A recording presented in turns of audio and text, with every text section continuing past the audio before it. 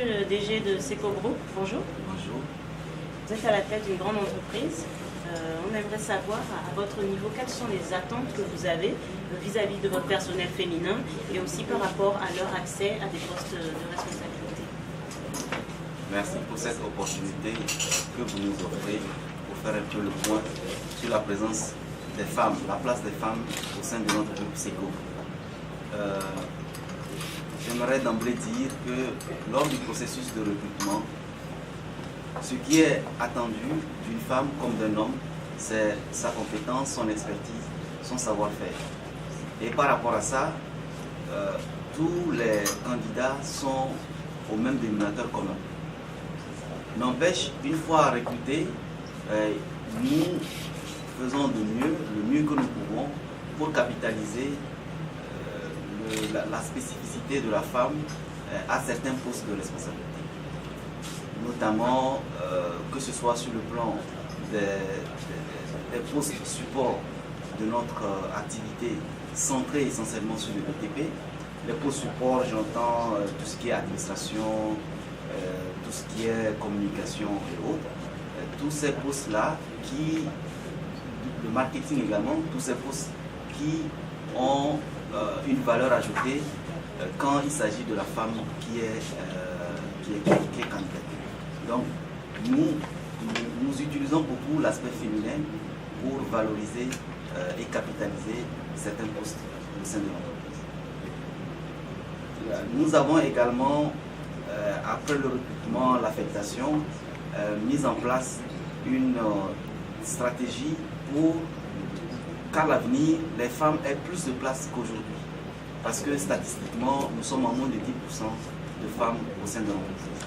Donc, non seulement nous désirons avoir des femmes, mais puisque le métier, le cœur de métier qui est le nôtre, n'est pas historiquement ouvert aux femmes, beaucoup par le passé ne sont pas orientés dans leur cursus de formation à ce genre de métier, vers ce genre de métier.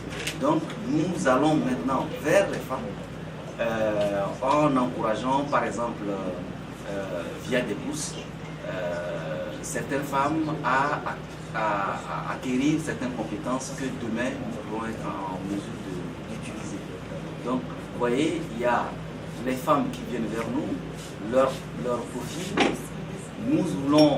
Nous faisons tout ce qui est de notre pouvoir pour les valoriser, mais à défaut, nous aidons les femmes à monter en compétences pour que demain nous puissions utiliser cette ressource-là pour capitaliser en termes de performance. Et si vous aviez quelques conseils à leur prodiguer, ce seraient lesquels? Le premier conseil, c'est de prioriser leurs objectifs. Voilà. Les objectifs de femmes mères, de femmes épouses et les objectifs de femmes employées, de femmes cadres, de femmes directrices dans une entreprise.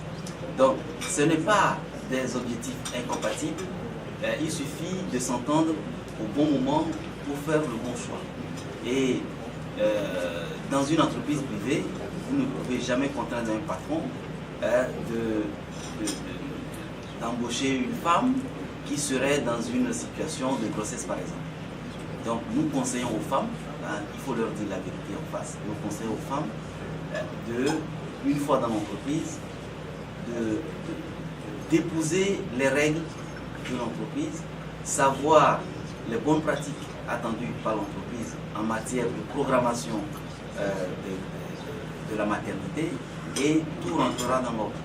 Donc on trouve à Seco, je peux vous l'assurer, des femmes qui ont eu des maternités, une maternité, deux maternités, trois maternités, sans qu'il y ait des problèmes, et d'autres, parce qu'elles ont mal programmé les périodes de maternité, n'ont pas pu aller jusqu'au bout dans leur carrière au sein de l'entreprise.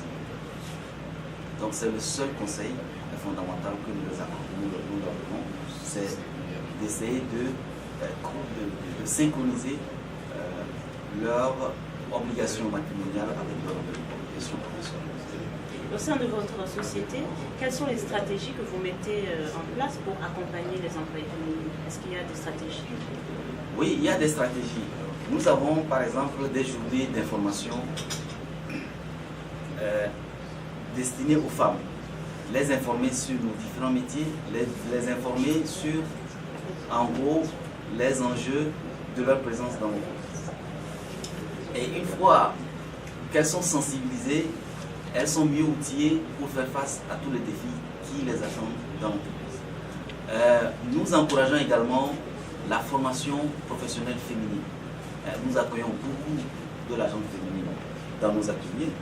Ceci pour que progressivement le rééquilibrage soit fait au niveau des effectifs dans nos ateliers, entre les genres masculins et féminins. Nous avons également une politique d'encouragement des femmes cadres à atteindre des niveaux de responsabilité, notamment au poste de direction. Il y a une discrimination positive qui est faite lorsque un homme et une femme ont un même niveau de compétence à privilégier les femmes. Aujourd'hui, ce n'est pas en termes de ratio, ce n'est pas encore ce qui est souhaitable. On n'a pas une situation équilibrée, mais nous mettons tout en œuvre que demain, d'ici, on va dire 5 ans, que la situation soit davantage équilibrée par rapport aux femmes. Dernière question, que pensez-vous de l'organisation de ce forum sur le leadership professionnel des femmes togolaises, organisé par le ministère de l'Action sociale, de la promotion de la femme et de l'alphabétisation? Nous ne pensons que du bien. La preuve, c'est notre présence ici. Malgré nos occupations, nous avons tenu à être là parce que ce forum nous donne à nous, chefs d'entreprise, l'occasion de faire le point sur nos pratiques en matière de discrimination, de non-discrimination vis-à-vis des femmes. Et vous savez, comme on l'a dit, on ne recrute pas une femme par charité, on la recrute parce qu'elle dispose des talents, des compétences, une expertise qu'on voudrait bien capitaliser au sein de notre entreprise pour atteindre les performances recherchées.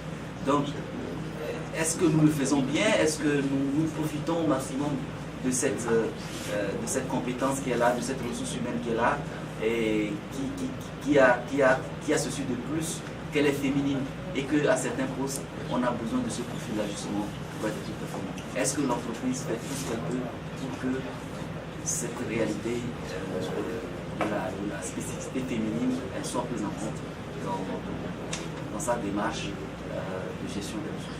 Donc c'est le lieu de faire le point de tout ça et de le mettre en point de vue qui est intéressé en premier. Ça va le faire. Donc, nous profitons pour remercier les organisateurs, les organisatrices, et nous avons fait cette proposition de faire le point sur nous-mêmes et de repartir sur de nouvelles bases en vue de renforcer le leadership au sein. Monsieur le DG, je vous remercie. Voilà. Ah, merci, vous avez passé l'examen aussi. C'est le lauréat du programme.